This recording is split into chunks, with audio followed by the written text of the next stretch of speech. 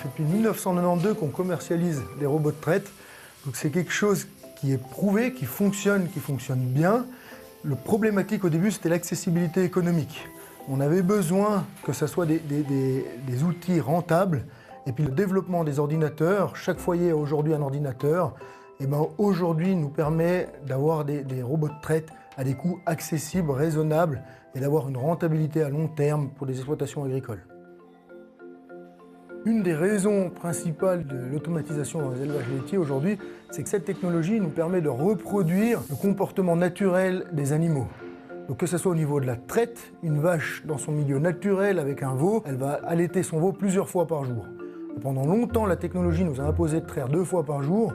Aujourd'hui, rendre ça automatique, on va pouvoir reproduire la vache mère avec son veau qui va venir s'allaiter plusieurs fois par jour en fonction du stade de lactation, en fonction du dynamisme du veau et de l'âge du veau. Et au niveau de l'alimentation, les robots d'alimentation vont pouvoir permettre d'affourager une vache plusieurs fois par jour, tout comme un bovin dans un milieu naturel, dans un pré, va s'alimenter plusieurs fois par jour. Le bovin est un ruminant, donc il cherche à s'alimenter plusieurs fois par jour et à ruminer plus tard ce fourrage. Donc ça va nous permettre d'imiter finalement ce qui n'était pas possible il y a quelques années quand on devait manuellement, l'éleveur devait intervenir manuellement. Le fait de laisser faire la machine et l'animal vont pouvoir reproduire cet aspect naturel.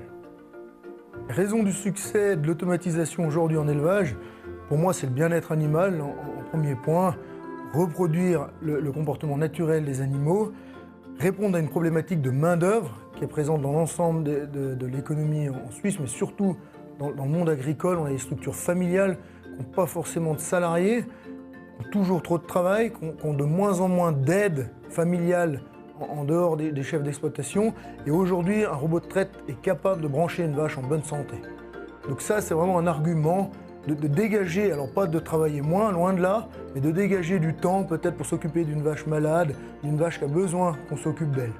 Ça, c'est un grand argument. Et puis après, c'est les raisons techniques et économiques. Donc on va pouvoir analyser le lait à chaque traite, on va pouvoir détecter plus vite des problématiques. Alors on n'aura peut-être pas moins de problèmes, mais on va les voir plus vite.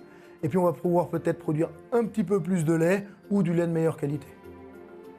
On a pu constater une vraie évolution de la perception de l'automatisation en élevage. Il y a 14, 15, 20 ans, ça avait une vision, on considérait que celui qui mettait des robots était un peu un feignant, il allait trop loin, il voulait plus s'occuper de son troupeau.